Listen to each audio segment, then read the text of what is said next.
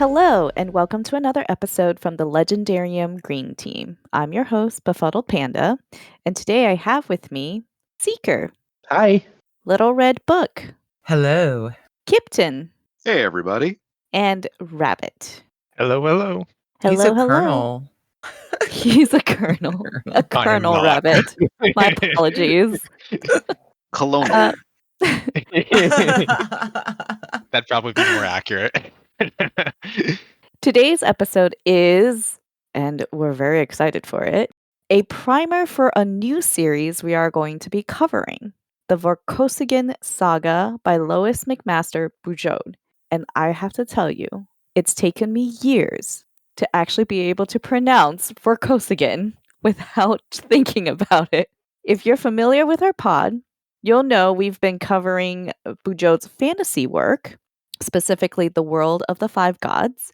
And if you're not familiar with it, we have a playlist for those episodes that will be linked in the show notes. Well, with Vorkosigan Saga, we're diving into Bujold's sci-fi work.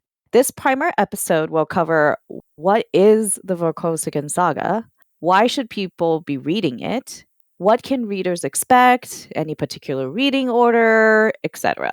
And we are going to keep this all spoiler-free, so no worries. And before we get into the meat of the episode, just a few housekeeping items. We would appreciate if you would like, follow, subscribe, rate our podcast on whichever platform you listen to us on. Really helps us out. And honestly, it makes us feel good. It sure does. Also, join the Legendarium's Discord if you'd like to read along the Vorkosigan Saga with us and not have to wait for the episodes to drop. We also ask for questions and topics from our listeners. So if you have things, if you want to be more engaged, feel free to join the Discord. The link will be in the show notes. Okay, so enough of that. Before we dive into our questions and everything, I did want to say myself and Seeker, we are first-time readers of this series. Seeker, I believe you've read the first book, correct? I have. Okay, cool. And then we've got our veterans, Kyptan, Colonel Rabbit, Little Red Book. I have to ask, how many times have each of you read this series? Only twice. Only twice, okay. The whole series twice. Okay. Individual books much more than once. Or Okay. much more than twice. I think I've read Shards of Honor and Barrier 5 times. I've read a Sybil campaign. I don't even know how many times. I'm guessing that's your favorite. Yes, it is. Rabbit? I've read them about 2.5 times now because I'm in the middle of a reread at the moment. So Okay. so I'll probably be juggling back and forth the later books and the newer book Your rereads. reread? So those will be time 3 and 4 as we Oh my record the goodness. podcast. That sounds a little bit like how Kyptan is doing Terra Ignota. So we do have a bunch of questions. Like Seeker and myself, we are first timers. The only reason why I found out about this series is because of how much it gets talked about in our Discord server. But I'll be honest with you, I don't actually even know what the premise for the series is. I just know it's sci-fi and it's like multi-book series and people love it and will reread it. What is the premise of the series? It's about Vorkosigans. Oh my god. That's basically true. Okay, what are Vorkosigan? They are a group of mostly Russian people that colonized a planet that's very isolated because of Okay. wormholes. You're getting Barrier and Vorkosigans mixed up. No, Well, I mean- she's just being vague. Everything she said was true. I mean, kind of, but Misleading, but true. Okay. all right. So let's start from the top. Like, how would you pitch this series to somebody? So, first of all, it's a space opera. Okay. It dabbles in other things, other genres. There's a fair bit of romance in it, but it is definitely at its core a space opera. Okay. So basically the idea is it's about people or small groups of people affecting large dramatic changes at an international or national levels in a sci-fi world. Okay. Okay, so this series definitely follows the great man of history theory. Yes. Probably, And yeah. and it's very self-aware of that. Yeah. Well, different series approach that differently. So Aided by one of the primary planets of the setting having a monarchy, among other things. Okay. But then there's Frank, who nobody voted for. Freddie. That's Freddie. Yeah. Freddie, whatever. yeah, Freddie. I didn't vote for Good him. old Freddie. I didn't vote for him. See, I haven't read a single book, a single line, so I'm just like, I have no That's idea. all you need to know. Steady Freddie. I didn't vote for him. We have a Yeah. monarchy planet and a democracy planet. Okay, okay. I messaged Red about 2/3 of the way through the book. I'm like, this is a reoccurring gag by this point. Freddie, I didn't vote for him. I would It's so say, good. at least for the first 2 books, it's a very Cold War feely. It feels Okay. like the Cold War. It's written in the 1986 is when the first book came out, I want I to say. believe so. It- Yeah. Late yeah, so- 1980s. yeah, so it does have that feel. Mm-hmm. The heavy influence of like military science fiction. Definitely. Yes, But like definitely. more of the like pop adventure style than Right. the detailed strategic style. Mm. And it is very character driven rather than we say plot driven, I guess. It's about Yep. the characters, not about the battle of good versus evil. So the plots are generally pretty good. Yes. And even with the whole Cold War-y thing, they show the positive sides of each world, if that makes sense. Like there Yes. are good things exactly. about Barrier Society. There are good things about Bacon Colony. There's also Yeah. bad things. Okay. How many books are there in the series? It Let's depends see. on how you count them. Really depends how you count. Okay, if you say like total, like the max number. So if you count just books, like full novels, I'd say 16. Okay. But there's a number of novellas in there, and and a couple of the stories we would probably say aren't part of the main story. So some counts might exclude them. Oh, okay, okay. So I would say 16 plus. I think it's like 5 or so novellas, maybe 6 or 7 novellas. Some of which are then collected in like Mhm. larger omnibuses, which Right. combine novellas and short stories together. Yeah. Okay. Yeah, exactly. And then there's other omnibuses which combine other main novels together. It's a little bit of a mess, but yeah, 16 novels and a number of other various novellas and short stories. Okay. Right. So considering this is a commitment, to quote Sheldon Cooper, what would be your elevator pitch to convince someone to take on the responsibility? The responsibility. But I would say that the first is just try the first 2. So the first 2 are one of the omnibuses, and it's a very self-contained story, and kind of like the prequel of the series, the Shards of Honor plus Barrier, and it's a very reasonable stopping point after that if you're not interested, and it kind of gives you a good sense of like what the writing style is, how the characters interact with the world, and all that. I would say that plus this is her playground. She explores like a bunch of different styles. She has rom-coms, she has spy novels, political intrigue, heists. Like there's a whole bunch of different types of stories, and her characters are just delightful. Yeah. Like all of them. You're not gonna get stuck reading the same story back to back to back. All the stories are very different. And they're also self-contained. So like Mhm. you don't have a novel in the middle of your series where you're catching up everybody's timeline. Right. Mm. Like Yeah. certain series, shall we say, that I will Yeah. not name. But you all know about the slog. The closest we get is pretty much every 2 books or so is collected as an omnibus. So at most, if you want to commit to reading another part of a series, you're committing to about 2 books. Okay, that's helpful. Yeah, that's it's actually a very interesting style for such a long, a long series or big universe to have it broken up like that. There are some people that I don't recommend starting at the beginning. Okay. Is that us if- or no? No, Let's no. clarify what's the beginning and then what verse. So what do you say? I when you mean also beginning? never recommend starting with Falling Free. Okay. But- Oh no, no, don't. So book 0 of the series is Falling Free, and I think we can kind of unanimously say do not start with it. Why? It's not connected to the main series. There's no Okay. characters in it that appear alive in the main series, There's a multiple 100-year gap and there's a between multiple it and the 100-year rest. gap. Okay. Maybe I would read it after diplomatic immunity or right before that, Mhm. just because That's- there's a connection there. Right. But I might even read it after, say, Brothers in Arms or Mirror Dance. So in that way, it would be similar to the Hollowed Hunt from the Five Gods, in that it's basically got yes. nothing to do with the main storyline. Well, That's a good analogy. Yeah. Not quite exactly, because the events of that book and the we'll say people in it are mentioned in a much greater degree in a couple of the later books in the Vorkosigan series Yes. for Falling Okay. Free. So the events of it are much more relevant than Hollowed Hunt is to the rest of the world of the Five Gods. But if you don't read it, you're probably fine. fun book. I enjoyed it, but yeah.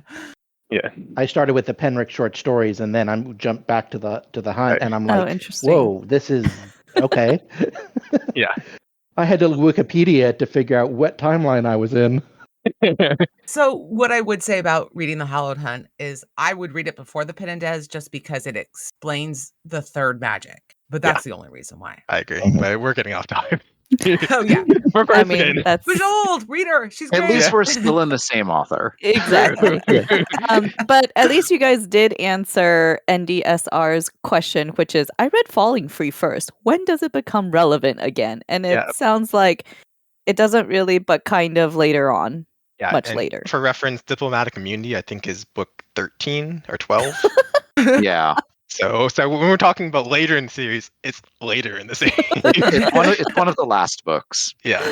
Okay. Well, how you guys have been describing the series, it reminds me of how the Realm of the Elderlings kind of works, where it's like trilogies and quartets. And if you just want to like read a trilogy or a quartet at a time, that's fine. For the most part, you can do that, but in the later books, I would not, because you won't get the character introductions that you Okay. need. Mhm.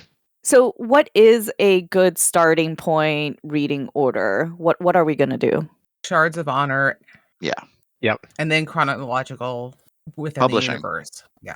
Publishing, yeah. That's a good way. Publishing Sorry. order.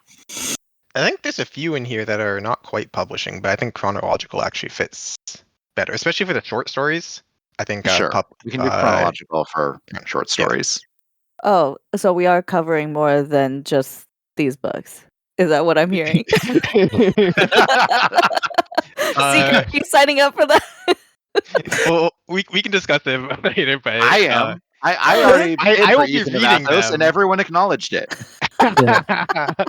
Well, reading is not my particular bottleneck. It's finding time to do these that gets me. Yeah. If we're covering the short stories, we would probably group them in with the novels they're most closely Okay. associated to. Yeah.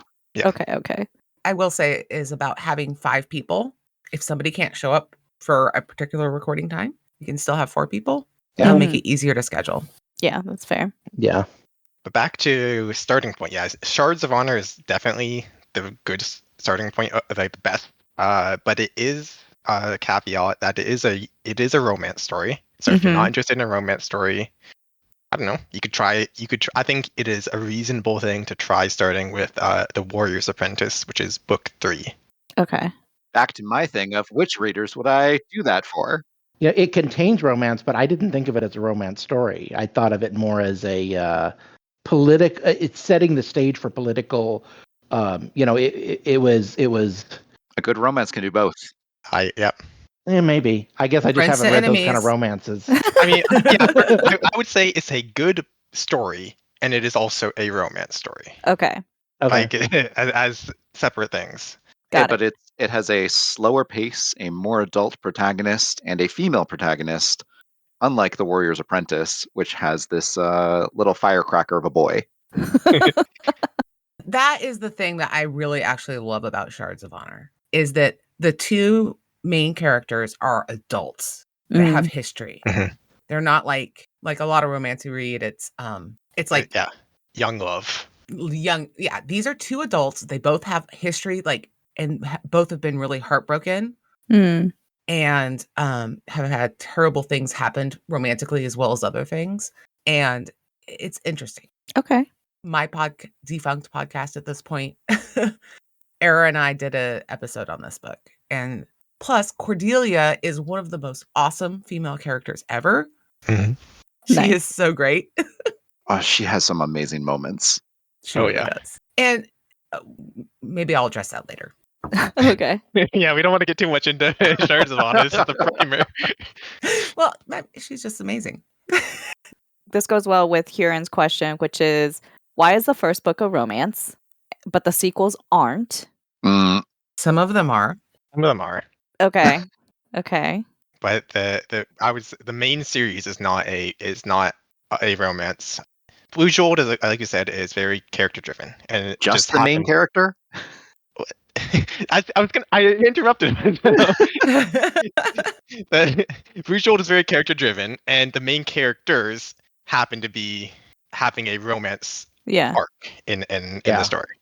I think that's fair to say, like, if you're going to be writing very focused on characters, it's not out of the question. It would be kind of weird if there were no romance at all.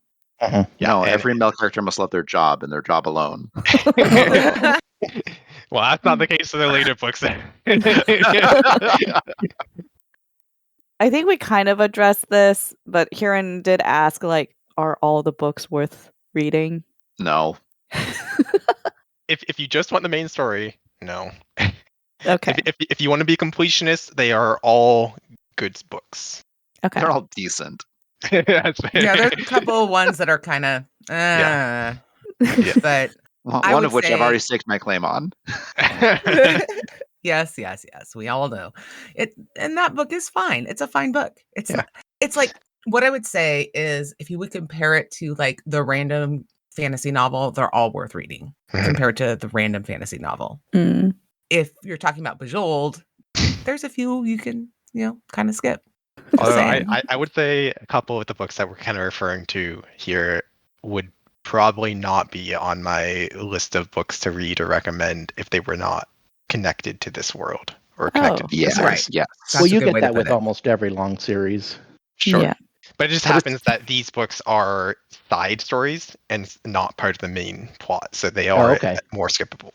Mm. Yeah. Okay. Good to know. Just to be clear, the ones we're referring to are Ethan of Athos and Falling Free, I think. Yep. That's funny because Chesky asked, tell me where Ethan of Athos ranks. I would say the bottom. The very It's- bottom. Which I to be I don't think fair- it's the very bottom. I think it's like in the bottom 3. Okay. Yeah. So what would be the other one? Falling Free. And Yeah, why is the bottom 3 and the bottom 2? I don't like Cryoburn. Oh. okay, Yeah, cool. that's That's fair. fair. And I think there's also like possible room there for Gentleman Joel and the Red Queen. Yeah, and that possi- was okay. Yep. I had in my notes Gentleman Joel and Red Queen was also on there, and then just for like as a side story, not as like a bad one, because I think I enjoyed this one. Captain for Patrol's Alliance is another one of those Yes. off the main series, but I think that one. But is, it's such a good. big book. It is. It has some funny moments, but you really have to be leaning into the fandom to fully enjoy Right. it, I think.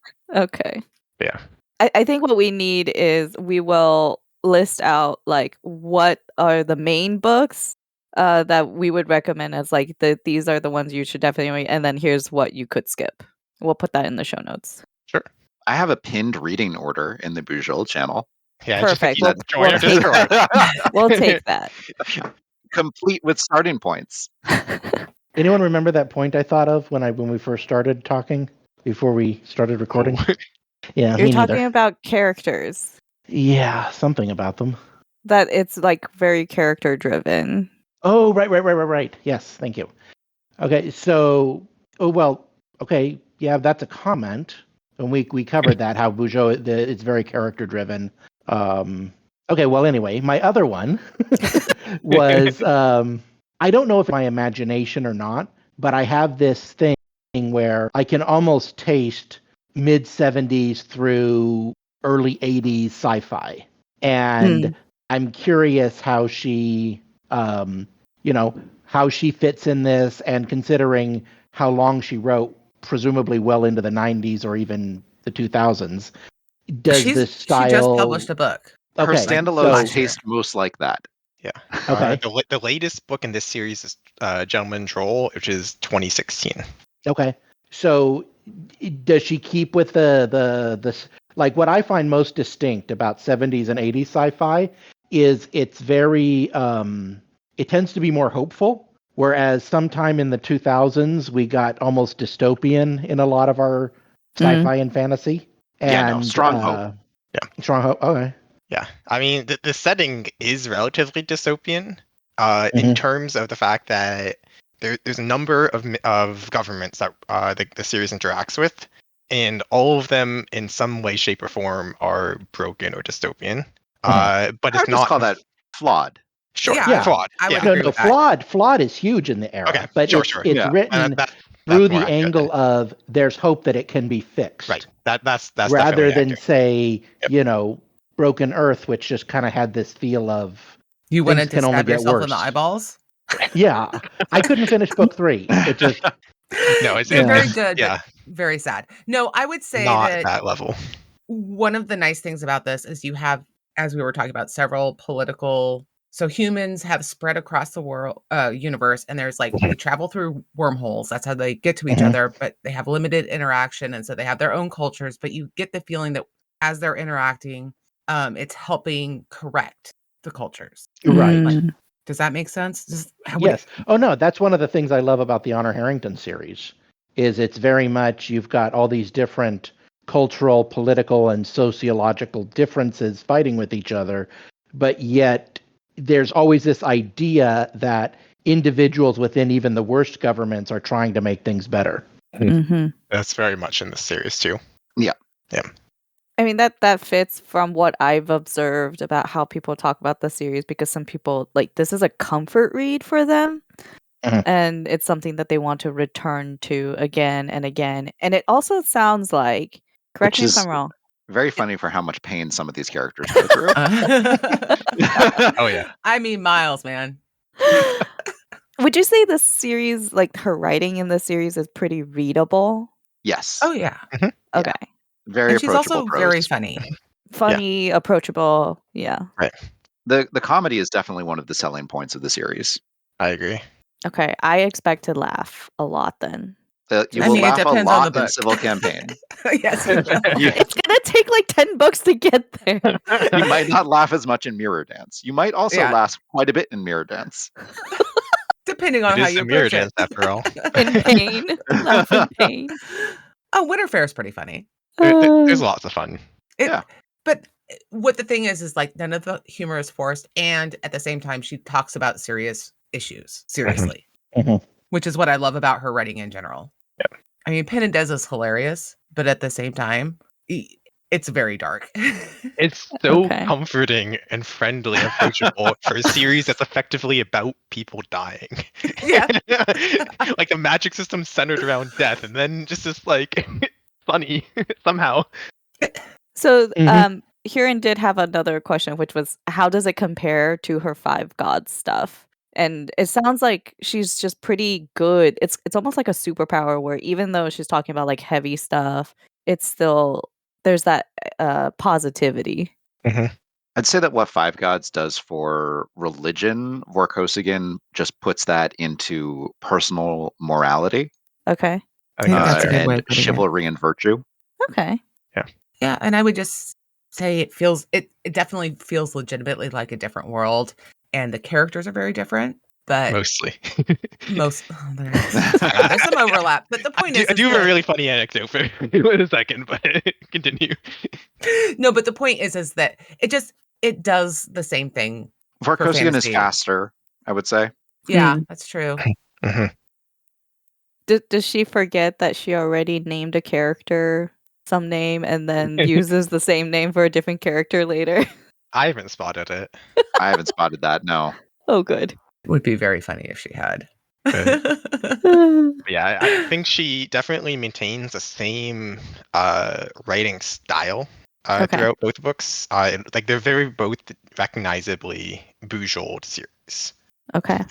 And the audiobooks, the narrator for Vorkosigan, who is Grover Gardner, which is, by the way, he's very good, one of my favorites, is also the narrator for the Pen and Des series.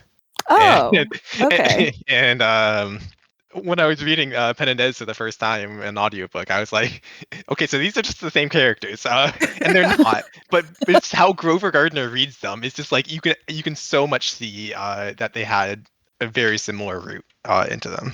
Okay. Well, you just made Lady S happy by mentioning Grover Well, Gardner. and I second everything Rabbit has to say. Like, I listen to him when I'm going to sleep because his voice is just so amazing. Uh-huh. That it puts you to sleep. In a good way. Like, he calms me. I'm listening to a story I've listened to 5,000 times, so it doesn't matter Sure. if I miss anything. Sure. That makes sense. So we know that Little Red's favorite book in the series is A Civil Campaign. What about Rabbit and Kip? Mine is also a civil campaign. Okay. It's very hard to argue against Civil Campaign, but just for the sake of variety. Well, I hear Rabbit voting for civil campaign too. Yeah. Yes. I'll go with we'll go with one of the earlier ones. Let's go with Barrier just to make things interesting. This Okay, also is okay. also a favorite. And well, that one Uh, won a Hugo And Locus. and was a Locus. Nebula finalist. and that's book 2, so it doesn't take 10 books to get to. Well, I believe that A Civil Campaign won all 3, right? I think it did. Oh, now we're No, it was a having finalist for all competition. 3, but it didn't win any. Oh. But that's Are basically you the sure? same thing. Yeah. Okay. Well, it should have won all 3. I mean, she'd already won 4 Hugos for the series before Civil Campaign came out. People were not as inclined to give her all of them. I would give her all of them. You know what? You can join the society that does the voting, and then you can vote for all her books in the future. Yeah, Civil Campaign was her 7th Hugo nomination. Wow. And at this point, it is only like 2 World of the Five God books, and the rest was basically Vorkosigan, I think. Sorry, her 7th just for Vorkosigan. Okay, yeah. And then both. Oh yeah, because Hugo and Locus are sci-fi only, right? Or No. I think Hugo's both, and then Locus is just sci-fi. I think Nebula is just sci-fi. Nebula. That's Okay, what it is. I always get them all confused. Yeah, because Spear Cut Through Water was Locus. Gotcha. That was a good book. I still need to read it. Seeker, did you have other questions that you want to make sure we highlight? Nope. Can't. I mean, there are a couple, but I think they'll be better when we do the first book, whatever it was called again. Shards of Honor. Shards of Honor. Yes. Yeah. So we already covered, because Marilia asked, hey, the series is huge, multiple places that you could start. There are standalone are there standalone novels that can be read without committing to a big series? And we just said the first 2. Ethan of Athos. Is that a good mean? It can be read standalone without doing the main series. There's barely any overlapping characters. Technically following free as well. Oh gosh. The ones you recommend the least are the ones that So technically yes, but you can read A Warrior's Apprentice on its own, and you can read the first on its own. Yeah, but that's also the starting point. The general impression I'm getting is that most of the books can be read as standalones or as a duology, but you'll miss some of the references if you do. 100%. I would say you could read any of the books that way. I would say yes, honestly. but like I'd say you're doing yourself a big disservice if you do it that way. Right, and with very few exceptions, I would say there's very little benefit for starting in the middle of the series, and rather than either at Shards of Honor or Warrior's Apprentice. Okay. That's like saying you can watch Return of the Jedi without watching the prior 2. Right. But like now I'm trying to imagine that. Yeah, it's all understandable. You can easily see who's friends and who's enemies. And it even gives you a little recap at the beginning. Yeah. I am Luke Skywalker. These are my droids. Not the ones you're looking Useless for. friend. Chesky did ask, what's the ratio of character to plot? Do you have a good answer? 50-50. Okay. I would that's say, fair. I think 50-50 is fair, but I would also say that a lot of the plot is from the characters, so you could potentially skew that a little bit more. Mm. These are not people who sit back and let things happen to them for the most part. No. These are actors. Mm. Okay. I'm excited. Is there anybody who you would not recommend the series to? Someone who doesn't like spaceships.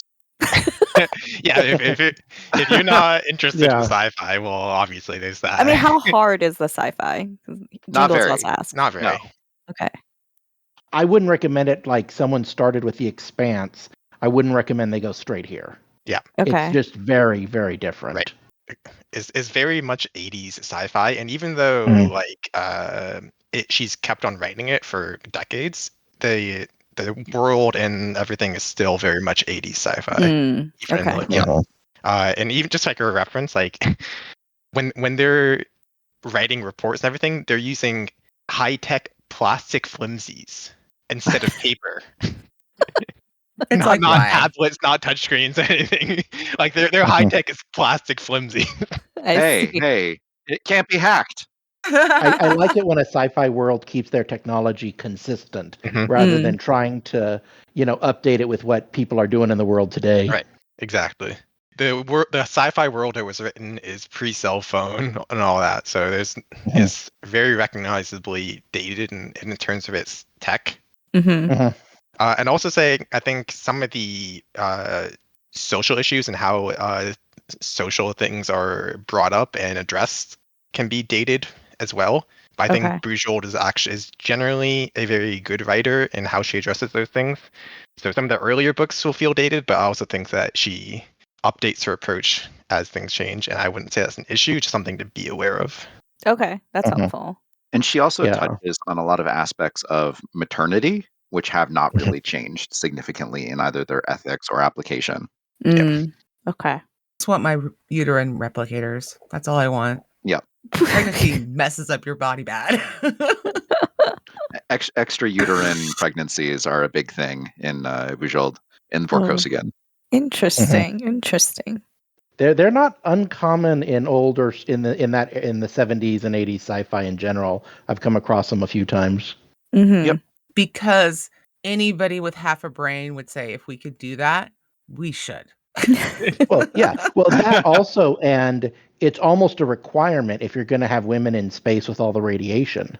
It's like you're going to get damaged ovaries and who knows what mutations going into, if didn't you even don't think have about it some that kind way. of uterine rep. Yep. Different sci-fi book brings it up.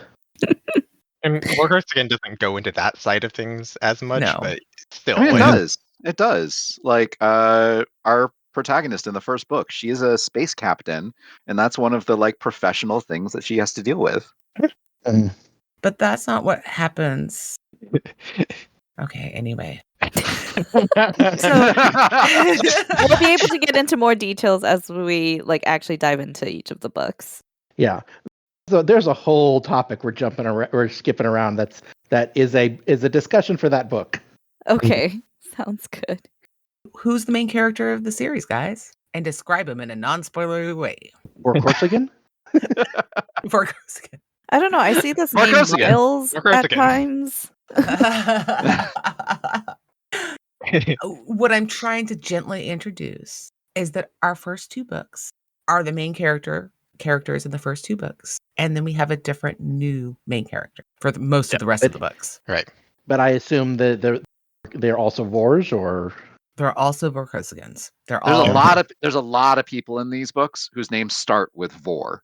Yeah. They're not Oh, all like- great. Vorkosigans. It's like Lord. Basically, in their culture, it's like Lord. Yeah. Saying Lord something. Lord X is like Vor X. Yeah. Well, you said Yeah. they were Russian, supposedly, right? That is the theoretically nod. in-world cultural Right. descendants. Yeah. Yeah. So, with several hundred years of divergence. Right. Of course. and there's yeah. I think there's some other. But linguistic ethnic things groups. like Vor would stay. Yes. Right. That's the aristocratic class. All their names start Mhm. with Vor. It's like the Irish and the Scottish with Mac and O. It's still around no matter what. Mm. No, because people who are Vors actually have power. That's why there's a book called the Vor Games. Oh, okay. So it's not just a name; it's also a title. Yes. Yes. And a cast. Mhm. Yes. That's a better way to put it. Cast is better. Back to the original question. The main character would be a hyperactive, Firecracker of a boy. firecracker of a boy, with severe, Severe what's the kind of call it? Severe difficulties. difficulties. Many complexes of various sorts. His bones are very brittle, and he breaks them easily. Okay. But going into more detail than that starts to get into the spoilers. But yeah, so I say Hyperactivity and easily breakable bones. That doesn't sound like a good combination. It's not particularly. No. It's a very difficult combination for the boy's parents. No kidding. Oh man. And grandparents. Mm. And grandparents. I was And precocious, everyone but I around him. but I never broke a bone. I broke many. Really? Yeah, so did some of my younger sibs. Of course, they would skateboard off a roof into a swimming pool, and I never did that one. Ooh. Wow. Yeah. Nope. Not into it. Hiran also did ask, like, why does Bujold not get discussed as much in sci-fi circles anymore? Especially since like this is a award-winning series. What do you guys think? I think it's because she has that slightly dated style, Mm. and people are just not as in tune with it anymore, and are like, "This is weird." Or I think it probably draws in very few new people to it. So Mhm. even Yep. so she's continued writing that style, and while it continues to be very good, is not gonna bring in modern audiences as much. Well, maybe we can change that with our coverage of this series. I hope so. Well, the thing is I not that I was super into like the whole fantasy circles, but I've been reading fantasy my whole life. I found her by accident. Mm. Mhm. So when my kids were pretty little, just walking through the fantasy section, I would pick up while they were doing their thing in the toddler section of the library. I would walk through the fantasy section and just pick up and look at backs of books. And I just was like, oh, okay, this sounds interesting. And that was Curse of Chalion. And then once I read that, I read everything I could find of hers. I only found her because I was looking for something after Malazan of somewhat similar length. Oh, Lord. And you found Vorkosigan, or you found? And I found Vorkosigan. Okay. That seems Similar like a length, very huh? That's a very different tone, I guess. Yeah. Talk about dystopian, unhopeful. And just so everybody knows, Kyptan has told me, do not read that series. Do not read For you. Yeah, Yeah, no. no, for me. For you, For me. definitely not. Yeah, no, that's what I'm saying. Is it's like, Yeah. so I'm like trying to fix it in my brain. He's like, okay, so Red loves this book, but you would definitely hate this book. And I just find it amazing that he loves both. And I think that's great. I mean, I also really loved Malazan when I was a kid. Oh, okay, there you go. And Panda just came off of her Malazan series. The main I think I 10. could enjoy Malazan if I could just remember who's doing what, where, and when everything is happening. I end up getting, I can't read the books. It's audiobook as I'm driving. And I end up getting so lost. That's fair. Well, Bujold has many fewer characters. And they're much more memorable. So, and she does a better job of like reminding people when they show up after it's been a while. Just different Yeah. writing style. I think I did Dead House Gates 3 times before I finally understood what was going on. Kudos to you for keep on trying. Yeah. Well, it was I started when I started years ago and gave up, and then the Duke and Duchess podcast started it, and then their kids got to going to sporting events and COVID, and they've never resumed. So I'm like, go to hell with this. I'm finishing this book. A civil campaign is the convergence of Vorkosigan. It's the best. Okay. It's really just the best. All right. Well, I'm definitely hyped to get started on the series. I mean, there are a lot of books, but from what you guys have told me, they do read fairly quickly. So maybe it Mhm. won't take us 3 years to cover Only the took me a series. month first time. No, there's no way Which it would is take us 3 insane. years. No. The only thing that would make it take more than a year would be just scheduling issues. It's scheduling, Yeah. yeah. And Yeah, we could yeah. even probably do omnibus sections instead of individual stories if we wanted to make it go Yeah. faster. I would Okay. say we should do Shards of Honor and Barrier in one Mhm. episode. Well, definitely there are details to work out, but we are all excited. New readers, veteran readers. Hopefully, if you're listening to this, you will join in, whether you've read it or not. At least give the first book a try if you haven't. And come and join us on Discord if you want some buddy readers, some people to enjoy the journey with. And with that, anything else you guys want to bring up before we sign out? There's no intelligent aliens in this series. She just had to get that in there. Well, I think that's important because a lot of people think space series it's True. going to have Sure. Yeah. Mhm. this. I will say the covers don't really do They're her. very much of their era. The covers are Mhm. hilarious, and they're the best part of the tour reread on the subject. Because they put together all the different covers from all across the world and all the different editions. And they're like, okay, so this one, her spine's clearly broken. But this one, he's like twice as big as his head should probably be. This one. And this is before AI art. Well, there is this hilarious Twitter follow that you can have. It's called Pulp Library, and they put out all the crazy Uh-huh. like 1950s covers. It's just amazing. Just Nice. woman in white, and she's like running like this, and she's got anyway. So Shards of Honor is only 272 pages long, so not a big commitment, and you will love it. Mhm. Oh, and the Beautiful. ebook covers are all terrible too, but in like a minimalistic way that isn't nearly as fun to make fun of.